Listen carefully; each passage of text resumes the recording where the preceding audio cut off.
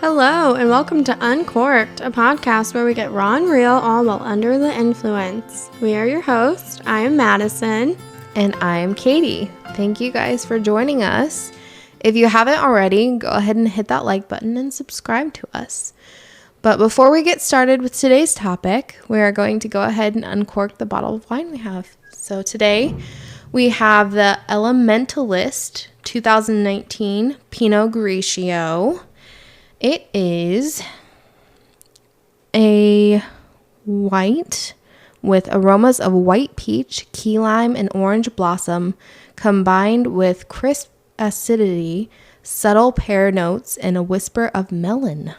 So, sounds delicious. I know, I'm excited. So today our topic is defense mechanisms. So one of the reasons I wanted to choose this topic is that usually if we're put in a situation or we just get overwhelmed or anxious, you don't really know what your own defense mechanisms are, and we don't really know how those affect other people. So I just kind of wanted to talk about, how we can learn about our own defense mechanisms and how we can try and better manage them and try and make the situations a little better if they're presented to us. And doing research on this topic, I've kind of learned there's worst defense mechanisms, there's better, and then there's best. So if you kind of look at how you do react to some things and you realize what you're doing, you can better them and just turn things around for the better. And over the years, I've noticed that in order to protect myself from other people or outside feelings, I will sometimes do weird things that can in turn harm myself. We walk around and form relationships with people, talk with people, and we do things without realizing why we do them. So it was really cool just looking into everything. And it's oh, that fucking makes sense. Yeah. Or oh, that's what we've been taught our whole lives. Right. You don't even realize that you're doing things. Yeah. So hopefully this topic brings awareness to our listeners, things that they're doing or things that they could try and work on and try and do a little bit better. What is one of your biggest defense mechanisms? I think this isn't exactly one of the ones that we're going to talk about today, but I think I put myself down before other people can, you know, because I feel bad about this or body insecurities. I'll put it out there or talk about bad things about myself and almost look for that validation or harm myself before other people can harm me. Yeah. I think one of my biggest ones is I just shut down. I don't even open myself up to be vulnerable or to be hurt. I'll just close myself off or from gaining new friendships or things like that. I'll just close myself off because I'll just kind of be shy. Yeah, but I'm really not a shy person once you know me and stuff. So that's probably one of my biggest ones is I just try and exclude myself. But then I feel bad that I just I could have made good friends or I could have done something, if I just kind of opened up a little bit more. Yep. How do you feel internally when you defend yourself like that? I kind of just feel I let myself down or I didn't push myself or for me, I know that I can bring so much more to the table or I know that I can offer, I can be the best friend to someone or I can be, such a good person in this role or do this thing, better than I did. But if I just shut myself out or do, my defense mechanisms, then I'll just be wow, I really let myself down. I could have really performed better or done better if I would have just, tried more or done something different. For sure. Why do we have or need defense mechanisms? So we use defense mechanisms to protect ourselves from feelings of anxiety or guilt, which arise because we feel threatened or because our ID or superego becomes too demanding. Defense mechanisms operate at an unconscious level. It's an unpleasant feeling of anxiety or when you make good feelings feel better for an individual. So it's just something that you unconsciously do, which is what your id or superego are. It's just your body and your mind, it's doing it without you really realizing. Yep. And we kind of almost like get this temporary relief instead of helping ourselves out in the future. Yeah. For some things. They are natural and normal. When they get out of proportion or used very frequently. So anxiety states, phobias, obsessions, or hysteria can develop. So it can get really bad. The most common defense mechanisms are manners in which a person behaves or thinks in certain ways or to better protect themselves or defend their inner selves, their personality and self-image.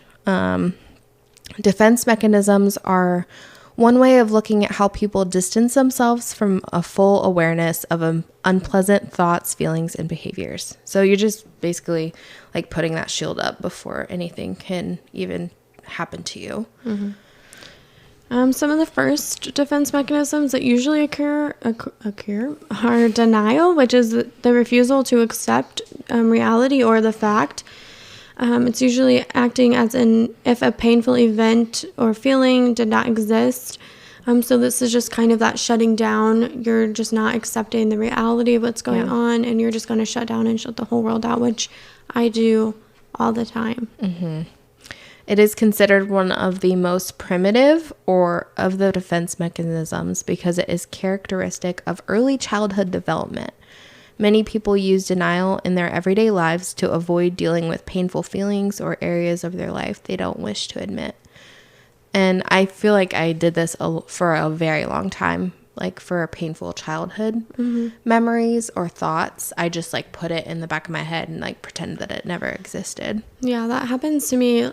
Like my mom will be like, oh, do you remember this? Or, oh, remember when we did this? And I'll be like, no, I don't remember that because that part of my life I just kind of shut down or pushed in the back, and I just refuse to acknowledge that that was my life. Right. And that is hard because those are things that we should acknowledge so we can learn from them. Yeah, and just get it out.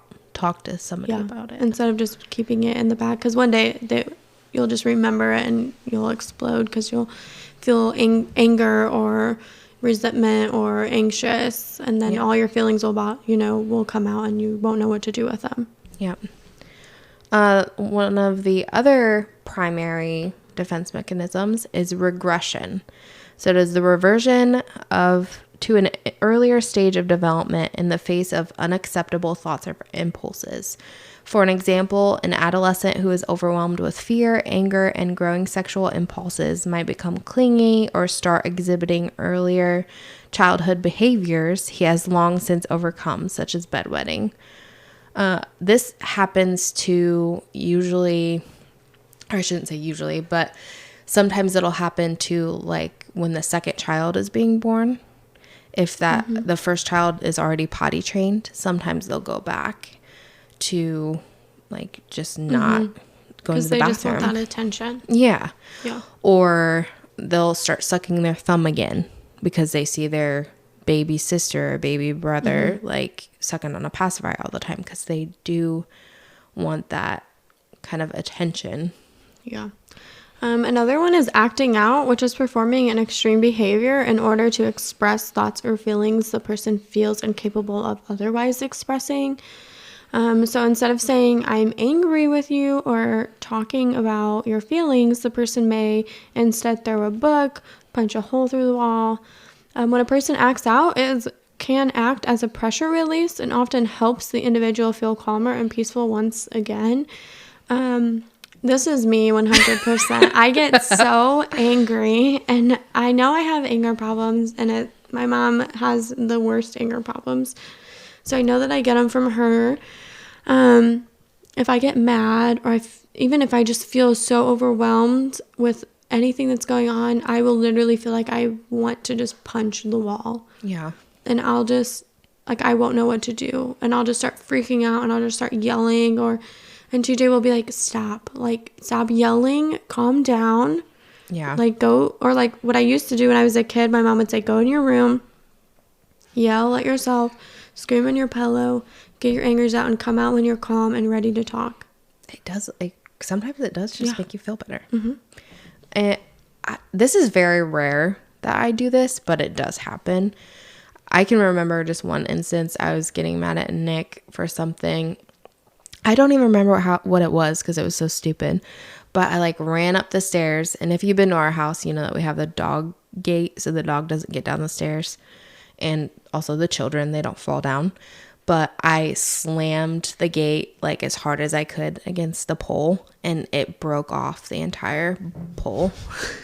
And then after that was done, like Nick was just like, guess I gotta go get my glue and all my tools. And I sat there and just watched him like fix the whole thing. And it does make you feel better in that moment, but you're just like, why the hell did I do that? But then you're like, why was I so angry? Yeah. It's just, I don't know. The next one, and I'm probably going to butcher this word, it's dissociation. Okay, which is when a person loses track of time and or person, and instead finds another representation of their self in order to continue in the moment. A person who does this often loses track of time and themselves, and is usually thought processes and memories. So they just lose track of pretty much like reality. Anything, yeah. Like what's going on. People, it's almost like faking it until you make it. Yeah. It's really weird. But I did that with a lot of my childhood memories. Like, I just don't think about it. And then you just pretend, and then something will like bring it up and you're just like, oh shit. I'm like, oh god. But people who have history of any kind of childhood abuse often suffer from some form of dissociation. You're pretty much just like pretending like that part of you doesn't exist. Like you're putting it in a drawer and just locking it away. This is another fucking hard one. Compartmentalization. I kind of know how to say it.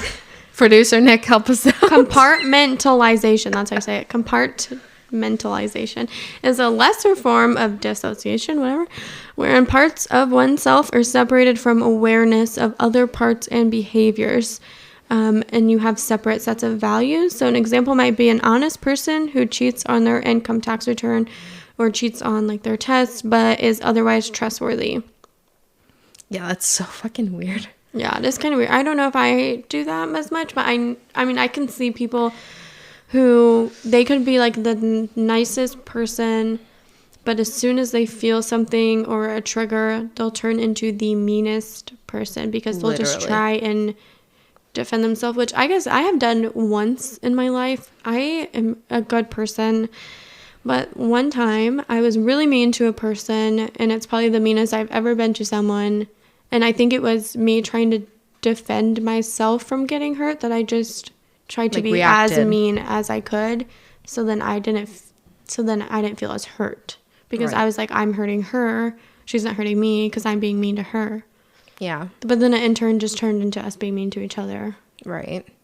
And you don't realize how harmful that is, but not only to that person, but to you. Yeah, because even to this day, I like can't even imagine myself being that mean to someone. Right. I can't even fathom, like, what was I thinking to say those things? Like, why did those words ever come out of my mouth? Yeah, for sure.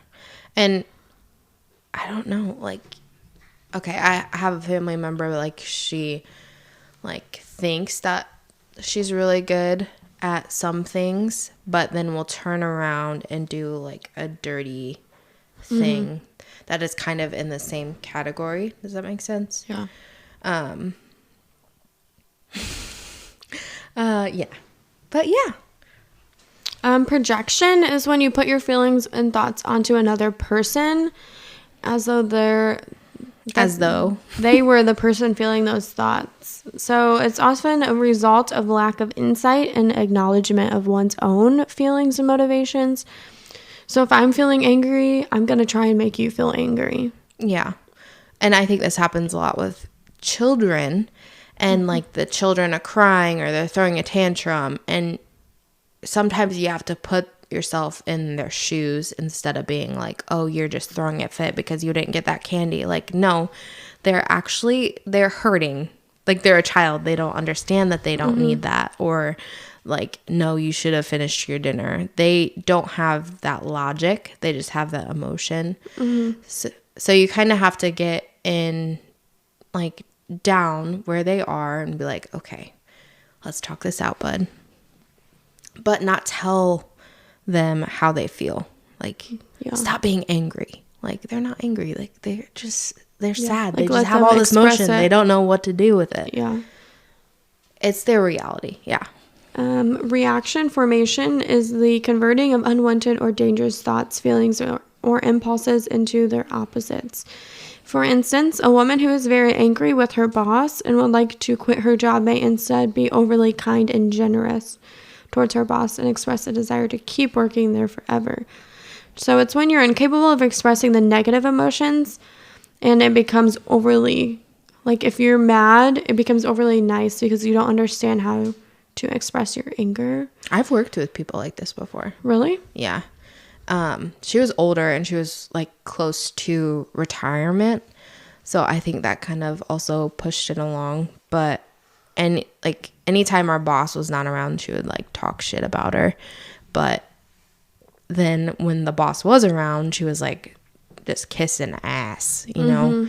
And it's just... It probably happens a lot with people who don't like confrontation. Yes. Yes, definitely. Alrighty. The less primitive, so more mature defense mechanisms, these are definitely on, like, the medium scale. These aren't, like, the most harmful, but not the most helpful either. Many people employ these defenses as adults, so they're not as much, like, on the childhood side where you learn them. And while they work okay for many, they are not ideal ways of dealing with our feelings, stress, and anxiety. If you recognize yourself using a few of these, don't feel bad. Everybody does. The first one is repression. So it is the unconscious blocking of unacceptable thoughts, feelings, and impulses. The key to repression is that people do it unconsciously. So they often have very little control over it. Repressed memories are memories that have been unconsciously blocked from access or view. So just pretty much pretend that it didn't happen. I think that happens a lot when you get older and you start to kind of create your own life as an adult. You think about all the things that happened as a child that you don't want to remember and you repress them, but they always are there. Yeah. Like, I remember all the things that I wish I didn't or don't want to remember, but they're there. But we try and forget. I don't ever think about them. But if I am, like, right now we're talking about it, so, like, I can think about it. Yeah. I don't know. I do this in bed, like, right before you go to bed, and you're thinking about all the I think about everything things in my whole life when I go to bed, and this is why I don't go to sleep. For real. This is why I have a hard time sleeping. And you're just, like, thinking, like, why the fuck did I even do that? Yeah. Displacement is the redirecting of thoughts and feelings and impulses directed at one person or object. People often use displacement when they cannot express their feelings in a safe manner to the person they are directing at. So if you're super angry at your boss, but you're gonna, like, redirect that. So you bring it home to your family, your husband, your kids, your dog. Right, which a lot of people do. Yes. I think this happens a lot with, like, my grandpa. He gets mad about a lot of things, but he'll, like, just yell at everyone instead of actually just thinking about what he's actually mad about. Yeah. So it is very frustrating. Or, like, you know, you have people that just will kick stuff around, or it's like, why are you doing that? Like, just talk about it. Right. The next one is intellectualization. Sorry, guys, these words are hard. Intellectualization. When a person intellectualizes, they shut down all of their emotions and approach a situation solely from a rational standpoint, especially when the expression of emotions would be appropriate. For instance, a person who has just been given a terminal medical diagnosis, instead of expressing their sadness and grief, focuses instead on the details of all possible fruitless medical procedures. Oh shit. I this do is this me. with everything. even with friends Yeah. or anything, I will immediately block out every single feeling, and I will only look at it from like reality and rational and, you know, facts. Like, I am such a factual person, and I think that harms me in a way that I don't seem like a friendly, like to some people I don't seem friendly, or I seem intimidating, or I seem like I have a bitch face, because I just don't show my feelings. It's just like, these are the facts, these are what we're doing, this is what needs to happen, and then we go on. This has happened a lot with my family, like, or just with anyone that has hurt me so much. I eventually just build up that fucking wall. Like, you're not going to touch me anymore with anything. Like, you're not going to make me feel anything anymore, because I don't want to feel any like negative. You don't just, like, you don't deserve my feelings. Right. Okay. So rationalization is the next one. It's putting something into a different light, or offering a different explanation for one's perceptions or behaviors in the face of a changing reality. For instance, a woman who starts dating a man she really, really likes and thinks the world of is suddenly dumped by a man for no reason. She reimagines the situation in her mind with the thought, I suspected he was a loser all along. So I think that happens, like, with me. If something bad goes wrong, I'm like, oh, well, I really didn't want that. Or, like, if I applied to nursing school, like, a year ago, and I didn't get in, but I knew I wasn't going to get in. I just applied because I was like, oh, maybe. But I didn't get in, and I was like, oh, well, I didn't want to get in this time. Or, like, oh, I really didn't. I didn't care. Like, I didn't really feel anything, you know, whatever. But in reality, like, it really does affect you. And those are times when you really need to reach out to someone and, like, let them know, like, hey, this happened and I am feeling this way. Like, can I talk to you? Yeah. That's those feelings, when you just try and turn it to make someone else the victim, or someone else, you know, the issue, like or something else the bad thing, you know, you really need to reflect and say, no, I am really upset. Right. Alrighty. The next one is undoing. It is an attempt to take back an unconscious behavior or thought that is unacceptable or hurtful. So, for instance, after realizing you just insulted your significant other unintentionally, you might spend then the next hour praising their beauty, charm, and intellect. I think I do this sometimes. I think I do this too, because I get so, with my anger problems, I'll just get mad and I'll just go off, and then I'll be like, and then like a half hour later, I'm like, wow, TJ, I was really mean to you. Like, I'm really sorry. Like, I should not talk to you like that. Yeah. And he's like upset. Obviously, he's like, yeah, I don't know why you do that. And I try and just be like, I'm really sorry, like, you know, and work on it. But it is hard, because in the instant, your first instinct is to, like, be angry and, you know, throw a tantrum or whatever. This is like not apologizing, though. This is like not accepting that you're wrong. This is like, if I were to be like, your hair looks a little off today, Maddie, and then later on I'd be like, oh, your makeup looks really cute. Look at your outfit. Even though I still hurt your feelings about your hair. Does that make sense? Yeah. So it's like never accepting that you're wrong to them. Oh, I don't think I do that. Yeah, I'll accept it if I'm wrong, and if I'm not wrong, I won't. If I'm not wrong, I'm not wrong. Even though you might be wrong. That's how I feel. If I'm not wrong and I feel the way, if I'm angry at you and I have a reason supposedly in my mind to be angry at you. Yeah. I don't think I know anyone who does that. I think it's very minor if I do it.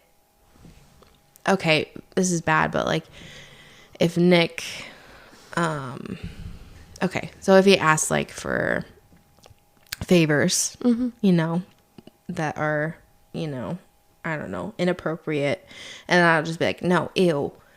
And then you like hurt his like feelings. Yeah. And then I'll like suck up to him later and just avoid that whole thing. Yeah. Sometimes TJ will do that too. He was like, do you just not find me attractive? And right. And I'm like, wow, I really didn't realize that I hurt your feelings. Right. Because I think for men, like we expect them to always be in the mood, but if we're not in the mood, we don't and expect them to get mad. I think that they're just already so confident. Yeah. That we don't think we hurt their feelings, but a lot of things we say, I think it does. Yeah, it does affect them a lot. And I don't think we think about that enough. Like, if we were in the mood for something and we go and ask them, or like we go and try and get them to do that and they say no, like, I'm tired, and that hurts our feelings. Like, we have to put that into perspective when they're doing it also. Right. So the most mature defense mechanisms are often the most constructive and helpful ones that most adults use. They may require practice and actually like working on to better your understanding and like realizing when you're doing it. Yep. The first one is sublimation. It is simply the channeling of unacceptable impulses, thoughts, and emotions into more acceptable ones. For instance, when a person has sexual impulses they would like not to act upon, they may instead focus on rigorous exercise.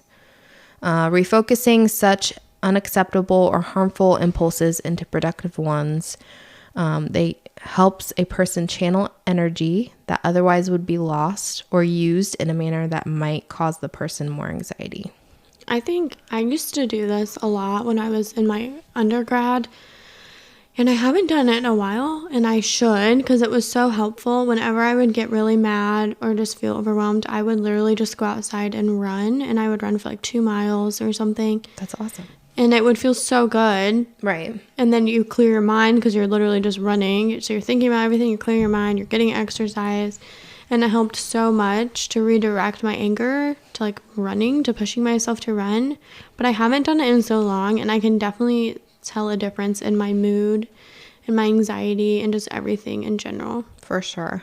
I think this is a big one too, with like lifestyle change and eating healthier. Like, instead of just eating a whole tub of ice cream, like, just walk around the block. You know what I mean? It'll take you about the same amount of time, and it'll be way better for you. I bet you do this when you get mad or anxious or you're feeling overwhelmed. Do you craft? Yeah. Yeah. So 100%. That's probably what, I mean, that would be the same thing. Like, you're redirecting your emotions and stuff to crafting. Yeah. Or to a better outlet than just getting angry and... Yeah, or like just sitting in your bed and crying. Instead of doing that, like, go get a drink with a friend or go read a book. So, yeah. Compensation is a process of physiological counterbalancing perceived weakness by emphasizing strength in other arenas. By emphasizing and focusing on one's strength, a person is recognizing they cannot be strong at all times and in all areas of their lives. So when a person says, I may not know how to cook, but I can sure do the dishes. Or I may not know how to do this, but I can do this. Or this may not be my area of expertise, but let me do this. I think that's important. Like, I'm really good at organizing and planning, but I'm not good at creativity, and I'm not good at, those things. So, like, if someone else can do all the creativity part, I can put it into a plan of action. Right. But just realizing that is good. And not get, because then if you try and do things that you aren't good at, you get super overwhelmed and super frustrated. Yeah. I think that's where I can go as far as like crafting and stuff. I don't always have like the ideas, but my like people that get things from me, they will give me the ideas, and then I'll just put it on, like make it for them. So I think that's cool. I think when I've given you ideas, you like take it. You just take that one little idea and then you just turn it into this cool like whole project. Well, thanks.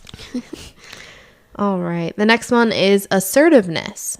It is the emphasis of a person's needs or thoughts in a manner that is respectful, direct, and firm.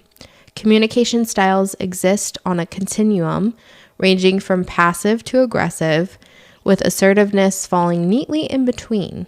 So you're not like, oh, you made me so fucking mad today. You can just be like, okay, when this happened, I felt this way. I don't do this. So, I mean, I don't. And I guess that's something I should work on. But I don't do this. I get angry and I don't do this. For you, I feel like it's either like super passive and you just kind of lock it away for a while, or you're like unleashing it. Yeah, I and you're agree. just like- There's no in between. Yeah. I agree. So, yeah, just work on that. People who are passive and communicate in a positive or a passive manner tend to be good listeners, but rarely speak up for themselves or their own needs in relationship. Oh, this is me. I will listen to anything and everyone's problems, and that's why I'm a good friend. But I don't talk about my own issues, or like I may seem like I have it all together and I'm super happy all the time, but I'm not. But I like don't talk about that, and I need to. I think you and I are good with that because we dump on each other so much sometimes, but we make sure to like make a time for that. Yeah. So it does work out. Our partners, on the other hand, probably get super pissed off. Sometimes I'll literally just start babbling about everything that's going on in my life and just everything in general, and I'll look at TJ and like 30 minutes has gone by. And I'm like, am I babbling? And he's like, yeah. The one time we left, I forget where we were at, but we left someone's house and we drove home. And we woke up the next morning and he was like, do you realize that you did not stop talking from the time that we got in the car to the time that we went to bed? Because I'll just like lay everything on him at one time. And I'm just like, oh my God, this is happening and this is how I feel and this is going on. And what about this? And we should do this and what, And then he's like, whoa, like slow your roll. Like, what are you doing? What are you even talking about? Nick does that. He will, okay, if you know Nick, you know that he will talk your fucking ear off. And if you don't, I don't know, sometimes he'll look at me and just like, did you even like listen to me? And I will repeat back what like he's saying, but I don't know how to respond because I wasn't ever taught like real like conversations. Yeah. TJ will just like acknowledge that he's listening and he'll just be like, yeah. Yeah. And then I'll get mad. I'm like, you're not listening, you don't care. And he's like, I do, like I'm listening, but like what do you like what do you want me to say? Like what do you want to hear? Like Exactly. I don't know where to go from here. Yeah. That's but what he'll I do. be listening. Yeah. That's what I do with Nick. And I was like, well, you just said this, and this. I think it's he's like, well, why didn't you say anything? Yeah. Why didn't you respond to me? I do the same thing. So me and Nick need to just talk. Because I do the same thing. I'm like, why are you not responding? Like, I'm having a one-sided conversation. And he's like, I'm listening. Like, I'm saying yes. But me and my family, we are talkers. We talk all the time. We communicate a lot. And TJ and his family are not. Right. They're not very, and I mean, they're like, they'll talk to you, obviously. But they're not like, they won't sit down and have a whole long, drawn-out conversation. And they don't show like super emotion. They're not very like emotional people. So I think that's where we like differ. Like I'll just start babbling and talking about all my feelings and all these things, and he's just like, yeah, cool. Like literally the same. And I think that's why I was like drawn to Nick when I first met him, because I was like, it's just so easy to have a conversation with. And I wasn't used to that. I was always awkward. I was always like, I don't know how to talk to anyone about anything. And then his family's like that. They will talk about anything for days and days, and we'll just be good to go. Yeah. So, yeah. I think that was the last one, was assertiveness. Just make sure, I know we went on a tangent, guys. Sorry. Just be clear and assertive in your communication without needing to be aggressive and blunt. So you just don't just be like, oh.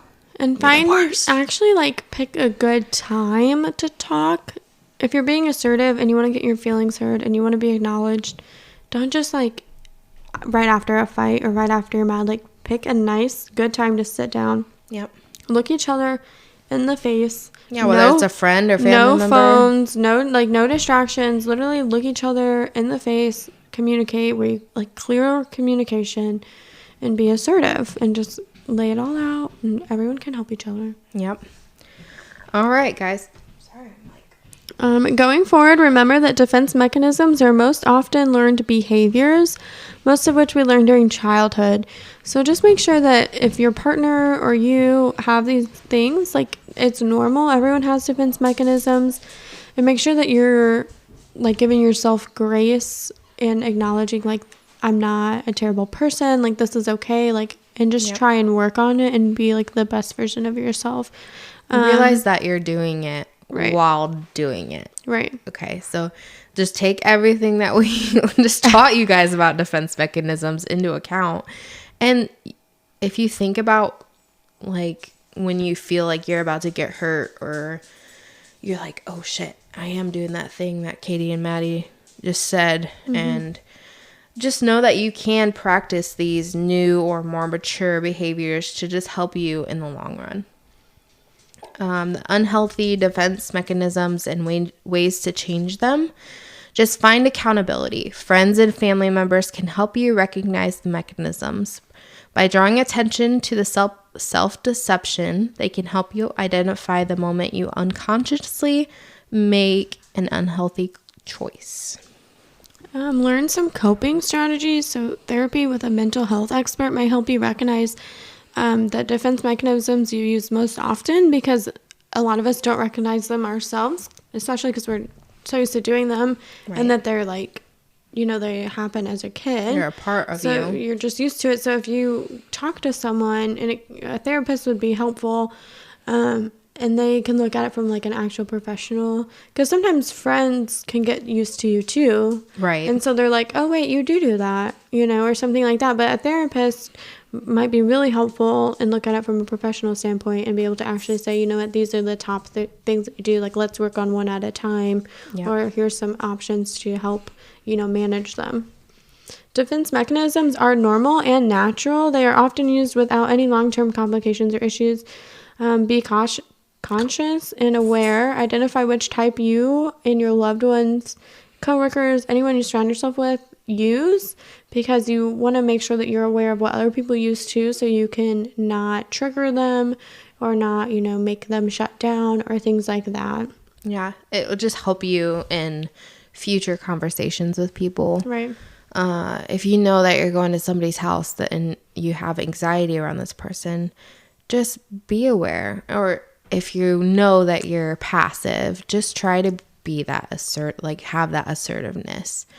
But yeah, I think that's it as far as defense mechanisms go. I was really excited about this one because it's just, you don't think about these things. Right. Like, you really don't even, like, I didn't even know some of the things. You don't know that some of the things you do are a defense mechanism. Like, you just think like, oh, that's my personality. Yeah. But it's literally something that you can change and manage to better you as a partner, better you as a coworker, better you as an employee, better you as a mom, 100%. A kid, a child. Like, you can just literally better your whole future. For sure. All right, guys. I just want to thank everyone for listening to our podcast today. Feel free to reach out to me or Maddie in our group on Facebook called Uncorked. There will be a link in the description for that, so go ahead and join. The goal in the group is to just create conversations and discuss different topics that you find interesting, where you can vent to people that understand you and laugh about some things. All right, before we go, Maddie, let's go ahead and rate the wine that we tried today. What do you think? I thought it was really good. I really liked it. I'm going to give it a 9. A 9? I really liked it. I really like more like the Pinot Grigio and Chardonnay. Yeah. Because it's like right in between that, like dry and like too sweet. It's like right in the middle. Yeah, and I love whites. It tastes like a sweet tart. Yeah, it tastes like a sweet peach or something. What was the flavor of peach or something? I don't know. Yeah, like key lime and peach and all the good stuff. It's really good, and it's not too sweet, and it doesn't have like any of that bubbly thing. It's really good. Yeah, it's like when it like hits your tongue, it's like sour, and then it like as it's going down, it like it's turns definitely sweet. Like a good like sipping wine with your girlfriends on wine night. That's what I like. I'm a fan. I would say like an 8 or 8.